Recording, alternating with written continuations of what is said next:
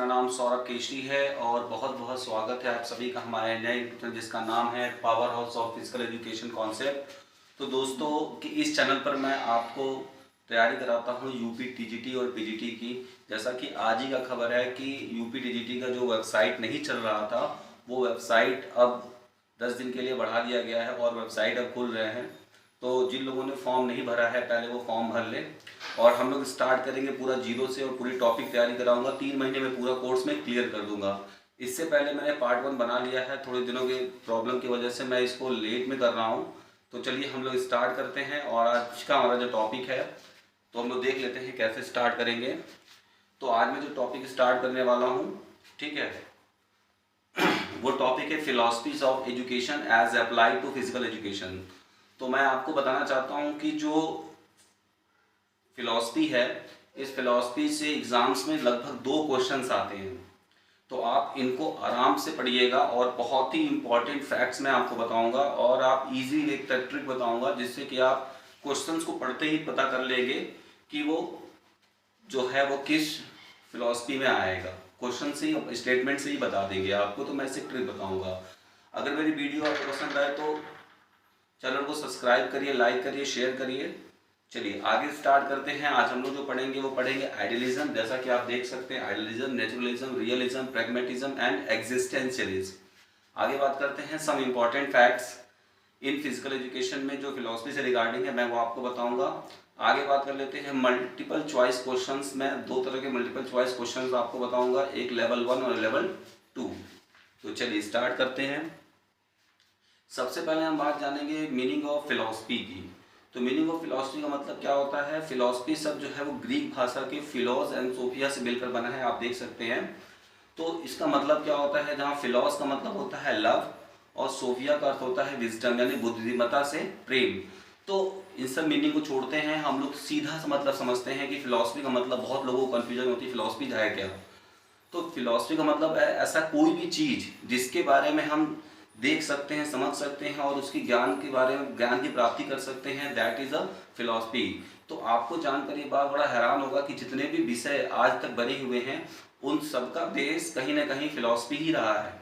तो फिलॉसफी क्या है कि ज्ञान की खोज है, ठीक है। एक तरह से आप क्या करेंगे, खोज करेंगे सच्चाई की और ज्ञान की खोज। तो सच्चाई और ज्ञान की खोज कौन करेगा, जो उससे प्रेम करता हो। तो जब हम बुद्धिमत्ता से प्रेम करते हैं, नॉलेज को गेन करते हैं, तो वही हमारी क्या है, दर्शन शास्त्र। दर्शन शास्त्र का मतलब क्या होता है, ऐसा कोई भी चीज जिसके बारे में आप देख सकते हैं, समझ सकते हैं, लिख सकते हैं, पढ़ सकते हैं और वो सारी चीज क्या है, दर्शन शास्त्र है। तो चलिए आगे बात कर लेते हैं। तो यहाँ पे आप देख सकते हैं कि किस तरीके से ये मैंने आपको बताया है कि किसको क्या कहे जाते हैं और मैंने अदर्स नेम भी बताए हैं जो कि बहुत ही ज़्यादा जरूरी है एग्जाम्स पॉइंट ऑफ व्यू से। और उनके प्रोपोनेंट यानी प्रवर्तक कौन है। देखिए डिस्कवर्ड नहीं है, इन्वेंटेड नहीं है, ये है प्रवर्तक कौन है, कौन मतलब ज़्यादा मानता था। तो चलिए स्टार्ट करते हैं। तो सबसे पहला है आइडियलिज्म, आप देख सकते हैं। सबसे पहले मैं आपको ये कहूँगा कि आप सबसे पहले इसका एक स्क्रीनशॉट ले लीजिए जो कि बहुत ज़रूरी है और एग्जाम पॉइंट ऑफ व्यू से बहुत ज़रूरी है। बाद में मैं इसको याद करने का ट्रिक भी बताऊंगा आपको।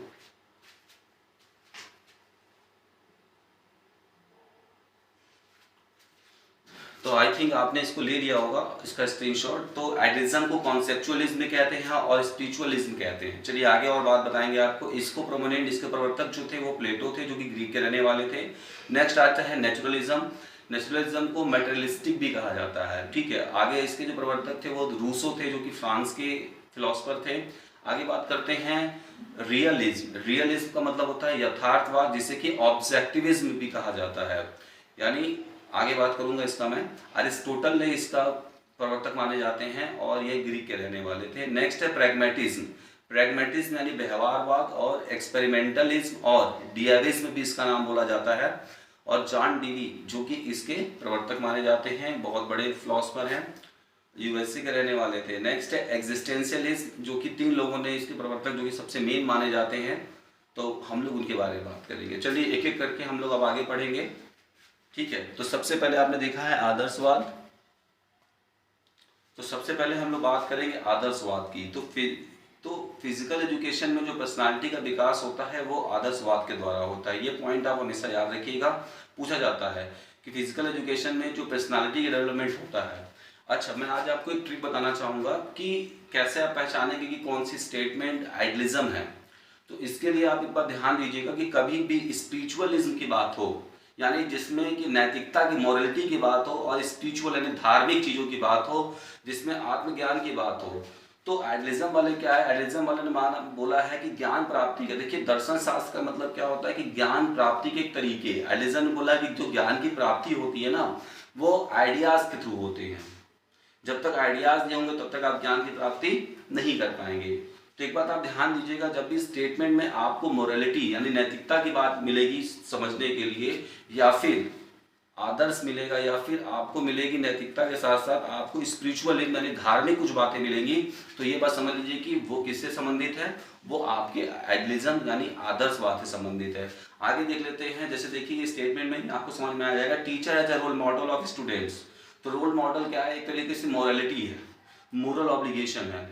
तो ये मोरल वाली चीजें जो आएंगी वो आइडियलिज्म में होगी, ये बात आप समझ लीजिएगा, आइडियलिज्म। आगे बात करते हैं, आइडियलिज्म फिलॉसफी मोरल आइडियाज को सपोर्ट करता है। तो यह ट्रूथ, ब्यूटी एंड गॉडनेस यानी सत्यम शिवम सुंदरम, इसमें बोला जाता है चीजें एकदम परफेक्ट है। इसमें बोला जाता है कि सारी चीजें क्या है, एकदम परफेक्ट है और कोई भी चीजें इसमें दिक्कत नहीं होती। आप यहाँ देख सकते हैं, इसका भी स्क्रीनशॉट चाहे तो आप ले सकते हैं, अभी मैं बता दूंगा आपको। यह philosophy teacher and curriculum centred होता है, मतलब कि इसमें पहले से ही चीजें निर्धारित हैं और टीचर ही बच्चों को उनका ज्ञान की प्राप्ति कराता है, यानी टीचर सबसे बड़ा रोल मॉडल होता है स्टूडेंट्स को ज्ञान का बोध कराने के लिए। तो जो बच्चे सीखते हैं आदर्शवाद में, आप 10 बातें ये ध्यान रखेंगे कि जब भी चीज़ें स्पिरिचुअल यानी कि धार्मिक से संबंधित कोई स्टेटमेंट आएगा या फिर नैतिकता से संबंधित कोई स्टेटमेंट होगा, तो वो आप आइडियलिज्म को लगाएंगे, आदर्शवाद को लगाएंगे। और इसका जो नारा है वो है एजुकेशन फॉर ग्रोथ। तो आप इसका स्क्रीनशॉट ले लीजिए।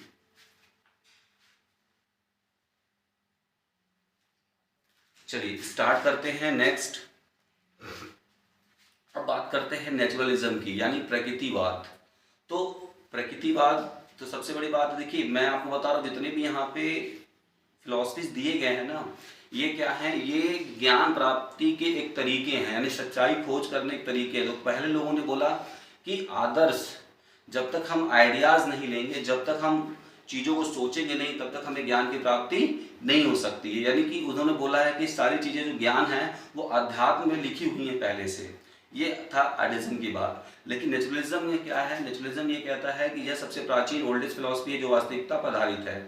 तो जो आप देख रहे हैं नेचुरलिज्म है, नेचुरलिज्म का मतलब क्या है यहाँ पर, नेचुरलिज्म मतलब है कि जो भी चीज़ें नेचर है, तो नेचर सबसे पहले एग्जिस्ट किया और लोगों ने नेचर से सीखना सबसे पहले प्रारंभ किया था।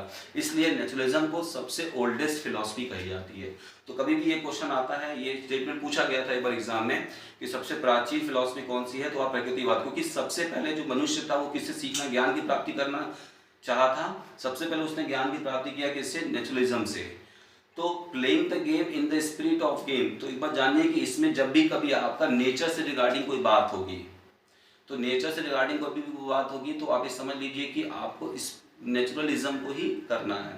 नेचुरलिज्म में क्या होता है कि इसमें प्रकृति से जब हम सीखते हैं और प्रकृति से ज्ञान की प्राप्ति होती है। इन्होंने बोला, नेचुरलिज्म वालों ने बोला है कि इंसान जो अपने आसपास देखता है, अपने पास पड़ोस जो देखता है और नेचर से जो सीखता है, वही ज्ञान की प्राप्ति हो स्रोत होता है। ठीक है, आगे बात करते हैं। यह फिलॉसफी स्वतंत्रता, फ्रीडम पर आधारित है। उन्होंने बोला है कि अगर बच्चे को सिखाना है तो उन्हें नेचुरल एनवायरनमेंट में छोड़ दीजिए और नेचर में जो चीज़ें हो रही हैं बच्चे ऑटोमेटिक वहाँ से सीख जाएंगे। तो ये फिलॉसफी जो है वो सपोर्ट करता है फ्रीडम को। ठीक है, आगे बात करते हैं। यह फिलॉसफी चाइल्ड सेंटर्ड होता है, यानी बच्चा इसमें खुद जाकर और खुद इन्वॉल्व होकर नेचर से सीखता है। जैसे नेचर में आपने देखा होगा कि कई सारी चीज़ें, नेचर में कई सारी चीज़ें अपने से ही खिलती फूलती हैं और बढ़ती हैं, ग्रोथ करती हैं, सीखती हैं। तो ये चीज़ें यहाँ पे आती है। तो नेचुरलिज्म का मतलब क्या होता है, नेचुरलिज्म का मतलब होता है कि जब हम ज्ञान की प्राप्ति नेचर से करते हैं, यानी नेचर से ज्ञान की प्राप्ति करने का जो तरीका है उसे नेचुरलिज्म में आता है। आगे बात करते हैं। इसका नारा है एजुकेशन इन नेचुरल इन्वायरमेंट। आप इसका भी स्क्रीनशॉट ले सकते हैं।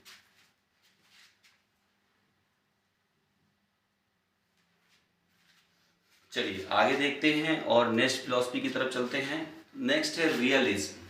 तो रियलिज्म नेचुरलिज्म का मतलब क्या होता है, देखिए इसमें जो ज्ञान प्राप्ति करने का जो तरीका बताया गया है ना, उन्होंने बोला है कि जो आपका जो चीजें फिजिकल एग्जिस्टेंस रखती हैं, यानी फिजिकल एग्जिस्टेंस है, या जो चीजें साक्षात हैं, जो चीजें दिखती हैं, हम उन्हीं से ही ज्ञान की प्राप्ति कर सकते हैं। ठीक है।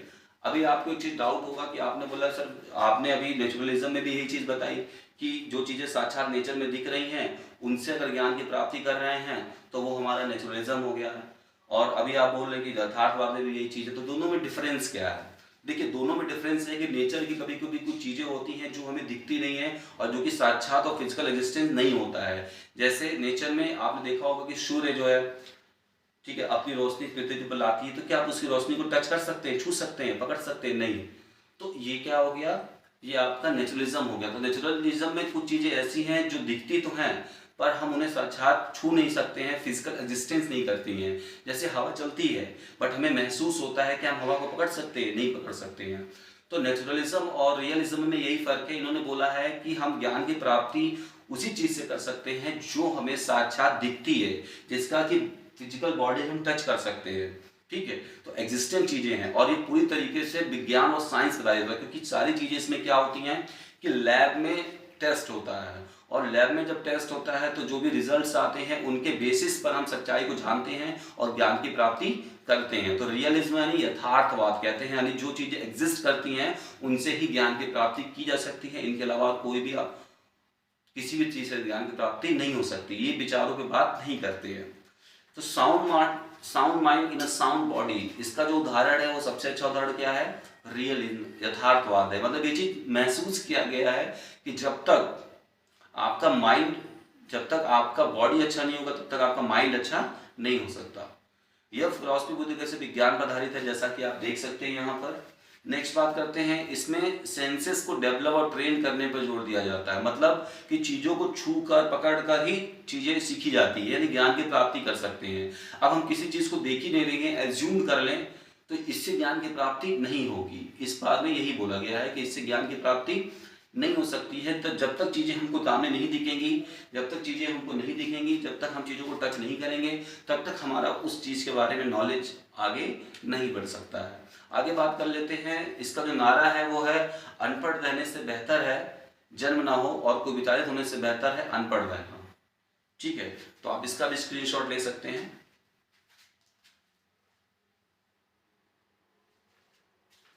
चलिए नेक्स्ट बात कर लेते हैं प्रैग्मेटिज्म की। तो प्रैग्मेटिज्म क्या है? देखिए मैं आपको एकदम इजी तरीके से बता रहा हूं, अगर आपको कोई डाउट्स है तो मैं एक बार फिर से इसको रिवीजन करूंगा, 1 मिनट के लिए ध्यान दीजिएगा। तो सबसे पहले हम बात करेंगे यहाँ पे व्यवहारवाद की। तो व्यवहारवाद के लिए क्या हम बात करेंगे? व्यवहारवाद है प्रैग्मेटिज्म, यानी फिजिकल एजुकेशन का जो कार्यक्रम है वो पूरी तरीके से व्यवहारवाद पे है। इसमें क्या है? Experience is the key to life. ठीक है, व्यवहारवाद में क्या है कि इसमें बोला गया है कि इंसान जो सीखता है ना वो एक्सपीरियंस से सीखता है, और इंसान को जो एक्सपीरियंस होता है वो चेंज होता जाता है। तो प्रैग्मेटिज्म में बोला गया है, यानी व्यवहारवाद में बोला गया कि इंसान का जो व्यवहार है वो हमेशा चेंज होता जाता है और इंसान क्या करता है? एक्सपीरियंस के थ्रू सीखता है। तो देखिए अब आपको मैं निकालता हूँ, स्टार्ट करता हूँ शुरू से। आइडियलिज्म में क्या बोला गया है कि आदर्श, यानी जब तक मतलब जो भी चीजें सीखने के लिए हैं इंसान के लिए, वो सारी चीजें अध्यात्म में लिखी गई हैं, और उस अध्यात्म को पढ़कर जब इंसान सीख रहा है, सच्चाई खोज करता है, तो वो क्या है? आइडियलिज्म है। दूसरी हम बात करते हैं नेचुरलिज्म से, यानी कि जो चीजें फिजिकल एग्जिस्टेंस, यानी जो चीजें नेचर में अवेलेबल है और उनसे जब हम ज्ञान की बात करते हैं, प्राप्त करते हैं, तो वो क्या है? नेचुरलिज्म है। ठीक है, तीसरी बात आती है रियलिज्म की। रियलिज्म मतलब कि जो फिजिकल एग्जिस्टेंस है जिसको कि हम टच कर सकते हैं, छू सकते हैं, पकड़ सकते हैं, और उनसे जब टच करके हम अपने ज्ञान की प्राप्ति करते हैं, तो वो है रियलिज्म। और अब आता है प्रैग्मेटिज्म, यानी एक्सपीरियंस के द्वारा जब हम सीखते हैं और ज्ञान की प्राप्ति करते हैं, ज्ञान की खोज करते हैं, तो ये हमारा क्या है? प्रैग्मेटिज्म है। Experience is the key to life, अनुभव ही हमारा सबसे बड़ा शिक्षक है। ये जो बात कही गई है किसमें कही गई है? प्रैग्मेटिज्म में कही गई। इस बात को ध्यान रखिएगा।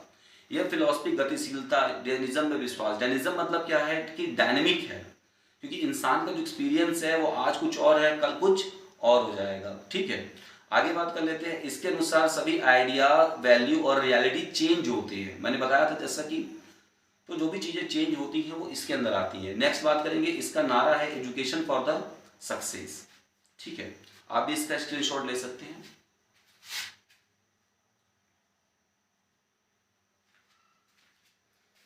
चलिए स्टार्ट करते हैं नेक्स्ट। और अब आता है एग्जिस्टेंशियलिज्म। एग्जिस्टेंशियलिज्म का मतलब होता है अस्तित्ववाद।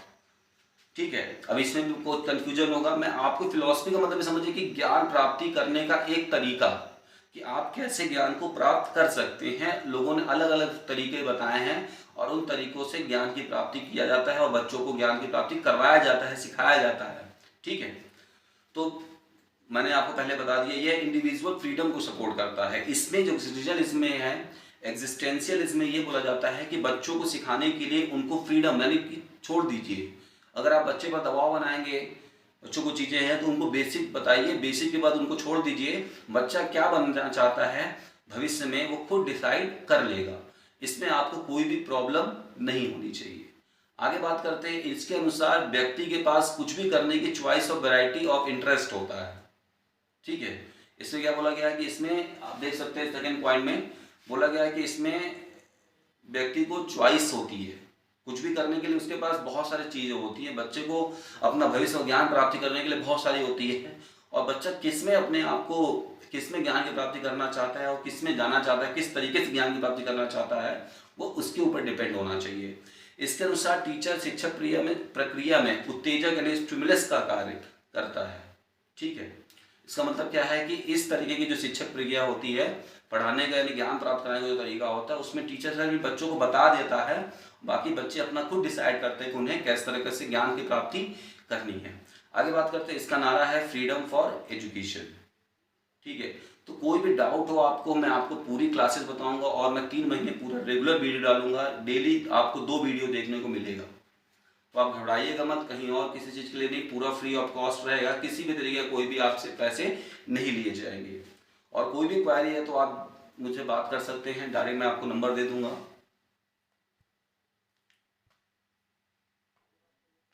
आगे बात कर लेते हैं, इंपॉर्टेंट फैक्ट्स कुछ बताता हूं मैं आपको फिलॉसफी से। 2 नंबर आपका पक्का आएगा फिलॉसफी से। तो मैं बताना चाहता हूं आपको कि जो फिलॉसफी दर्शन शास्त्र के कुल 6 पहलू होते हैं। यानी जो दर्शन शास्त्र है, यानी जो सच्चाई की खोज करने के जो तरीके हैं, उनमें क्या क्या चीज़ें शामिल होती हैं, या किसी को कुछ चीज़ सिखाने का जो तरीका है, या ज्ञान की प्राप्ति कराने का जो वे है, ज्ञान प्राप्ति कराने का जो वे है वही है। तो सबसे पहले क्या है, अध्यात्म शास्त्र यानी कि मेटाफिजिक्स, यानी इसको फिलॉसफी ऑफ माइंड भी कहते हैं, आप पहला देख सकते हैं। दूसरा है ज्ञान शास्त्र यानी एपिस्टोमोलॉजी, थ्योरी ऑफ नॉलेज। ठीक है, नेक्स्ट है शक्ति शास्त्र यानी axiology, theory of power. Next है नीति शास्त्र। नीति शास्त्र का मतलब है इथिक्स यानी थ्योरी ऑफ मॉरलिटी। नेक्स्ट है तर्क शास्त्र यानी लॉजिक यानी रीजनिंग। और नेक्स्ट है सौंदर्य और कलात्मक शास्त्र यानी एस्थेटिक, थ्योरी ऑफ वैल्यूज। तो ये आपके दर्शन शास्त्र के कुल 6 पहलू होते हैं। ये आपसे पूछा जाने वाला क्वेश्चन है, जरूर आप इसको नोट कर लीजिएगा। आगे चलते हैं और आप पहले इसका स्क्रीनशॉट ले लीजिए।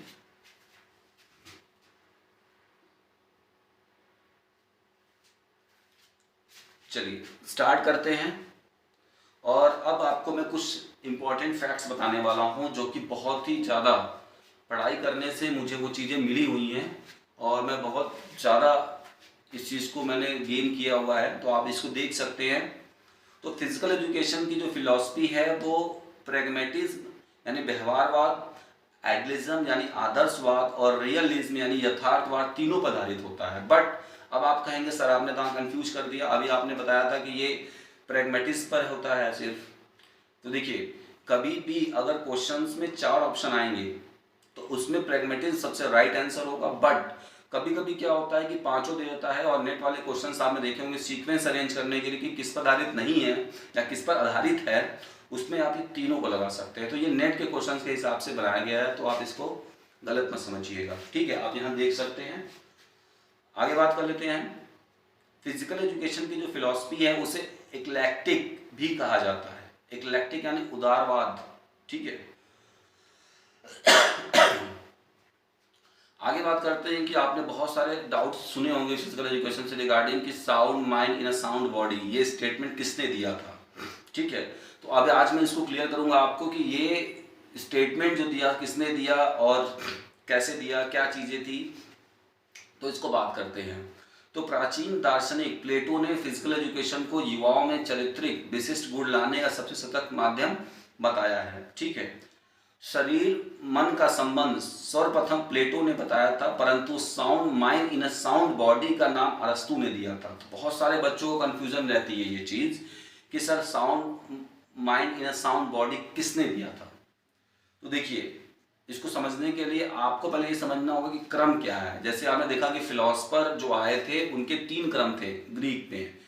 तो सबसे पहला कौन सा था? सुकरात, फिर थे प्लेटो और फिर थे अरस्तु। तो प्लेटो ने शरीर और मन का संबंध बताया था, स्थापित किया था, बट जो ये स्टेटमेंट है वो अरस्तु ने दिया था।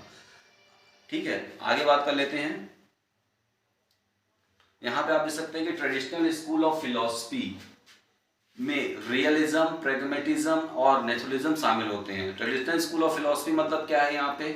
तो दर्शन शास्त्र का जो पारंपरिक, ठीक है, परंपरा होती है दर्शन प्राप्त करने की, मतलब चीज़ों को ज्ञान की प्राप्त करने की, तो वो 3 उसमें जरूर आएंगे। एक होता है रियलिज्म, यानी कि जो चीज़, रियलिज्म मतलब क्या है? जो विज्ञान पर आधारित होता है। रियलिज्म मतलब जो दिखेगा, तो साइंस में जो चीज़ें फैक्ट्स दिखती हैं हम उन्हीं पर बिलीव करते हैं। हम ऐसे किसी पे बिलीव नहीं कर सकते ना। हमें लोगों ने बताया, हमारे माँ बाप ने बताया कि भगवान होते हैं, नहीं होते, तो इस पर हम नहीं जा रहे हैं। हम ज्ञान प्राप्ति का तरीका बता रहे हैं कि रियलिज्म मतलब होता है जो कि वैज्ञानिक तौर से प्रूव किया जा सके, फैक्ट्स को बताया जा सके, जिससे कि हम लैब में एक्सपेरिमेंट कर सकते हैं, उसे हम कहेंगे रियलिज्म। उसके द्वारा जब ज्ञान की प्राप्ति होती है, that is a realism philosophy.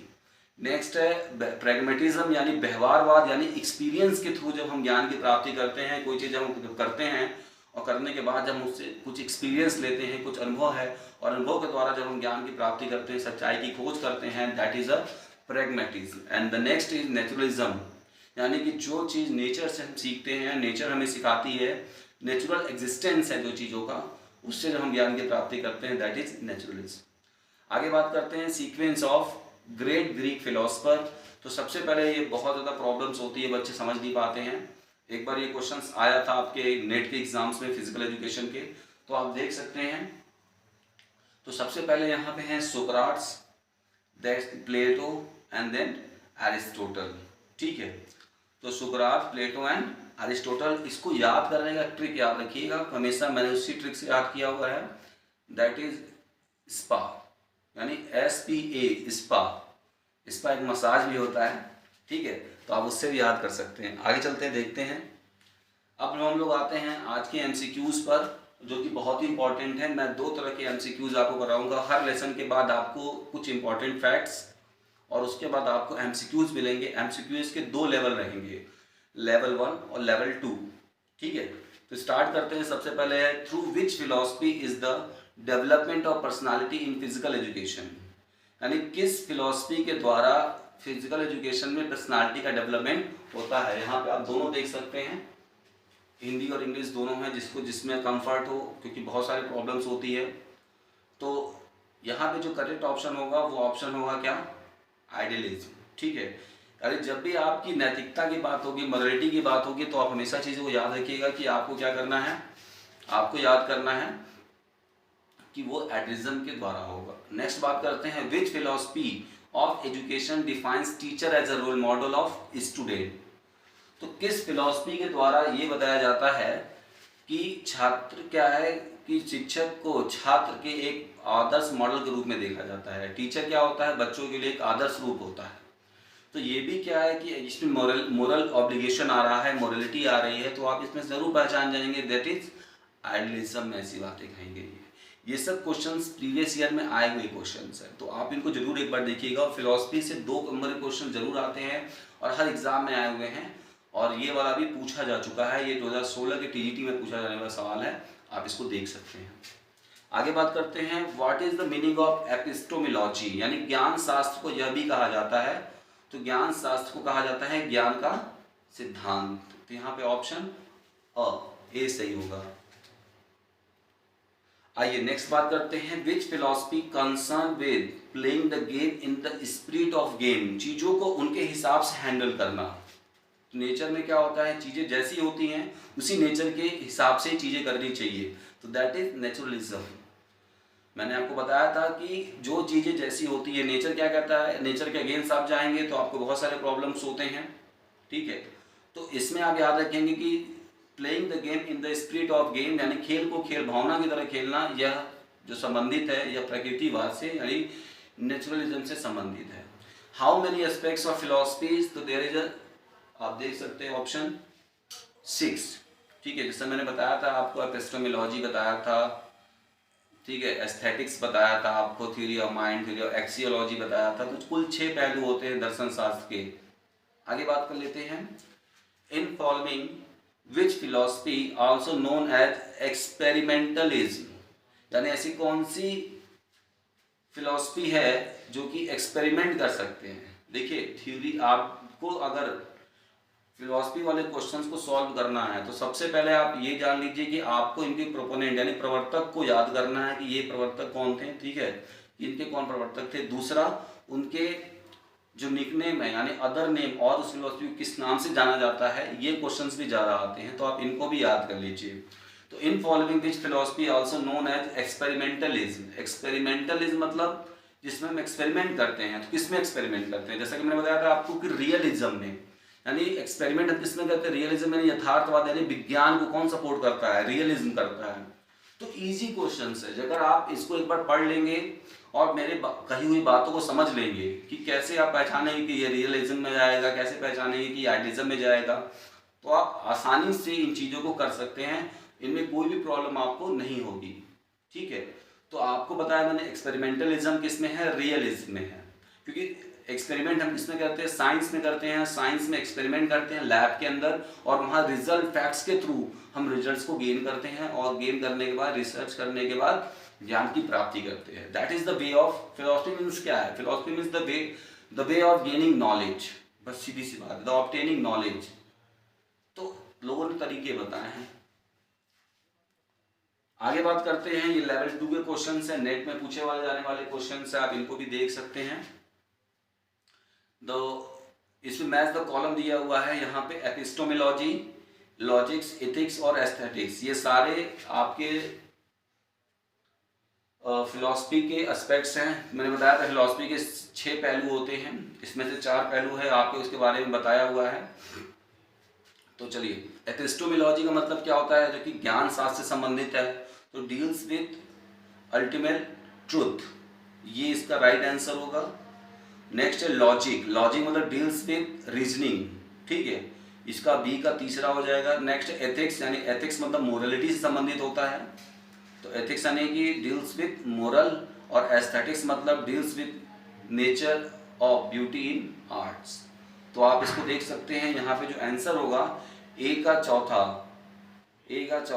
तो यहाँ पे ए में भी वही दिया हुआ है और सी में भी वही दिया हुआ है। दूसरे पर आते हैं, बी का तीसरा, ये आपको ए वाला ऑप्शन में भी वही दिया हुआ है और उसमें भी वही दिया हुआ है। आप नेक्स्ट आते हैं सी, यानी एथिक्स, एथिक्स मतलब होता है मोरल, सी का दूसरा, देखिए यहाँ पर ए ऑप्शन सही है, ठीक है। आगे बात कर लेते हैं, एक और क्वेश्चन देखते हैं। ये देखिए, एक बार एक क्वेश्चन आया था आपका नेट के एग्जाम्स में, तो नेट के एग्जाम्स में क्या पूछा था कि arrange the Greek philosopher according to their chronology, यानी उनके कालक्रम के अनुसार इनको क्या करना है, हमें सजाना है। तो कालक्रम के अनुसार कैसे सजाएंगे हम, इसको ध्यान दीजिए आप लोग कि सबसे पहले कौन आया था, मैंने आपको बताया सबसे पहले आया था, उसको याद करने का ट्रिक जो मैंने बताया था आपको वो याद रखना है। और वो ट्रिक क्या है, सबसे पहले आपको ट्रिक रखना है याद, स्पा में पहले एस आएगा यानी सुकरात, फिर पी आता है यानी प्लेटो, और फिर आएंगे ए यानी अरस्तु। तो यहाँ पे जो राइट आंसर है वो है option C, that is first, third and second. तो आज का लेसन यहीं पे ख़त्म होता है, और अगर आपको मेरी वीडियोस पसंद आए ज़रूर मेरे चैनल को सब्सक्राइब करिए, लाइक करिए, और मैं आपको पक्का यकीन दिलाता हूँ कि मैं डेली 2 वीडियो डालूंगा। और अगला जो टॉपिक हमारा आने वाला है वो है प्ले एंड प्ले थ्योरीज। तो प्ले थ्योरी से भी 2 क्वेश्चन आते हैं, 1-2 क्वेश्चन आते हैं, मैं आपको थ्योरीज को एक्सप्लेन भी करूँगा। ये नहीं कि सिर्फ मैंने आपको थ्योरीज बताया और कौन उनको थ्योरी को खोज किसने किया, थ्योरी किसने खोज की, मैं सिर्फ ये नहीं बताऊँगा, मैं ये भी बताऊँगा, एक्सप्लेन करूँगा कि वो थ्योरी आपको किसने उस थ्योरी का मतलब क्या होता है, कैसे उस थ्योरी को नाम रखा गया, क्या रखा गया, कैसे रखा गया, ये सब को लिए आप बने रहिए। और अगर मेरा चैनल पसंद आया तो जरूर चैनल को सब्सक्राइब करिए, लाइक करिए, शेयर करिए, दोस्तों को जरूर बताइए। और एकदम पूरी तैयारी करके आइए, पेन कॉपी लेकर हमेशा आइए। कोई दिक्कत हो आप मेरे दिए हुए नंबर पे आप मुझसे बात कर सकते हैं। थैंक यू और थैंक यू वेरी मच।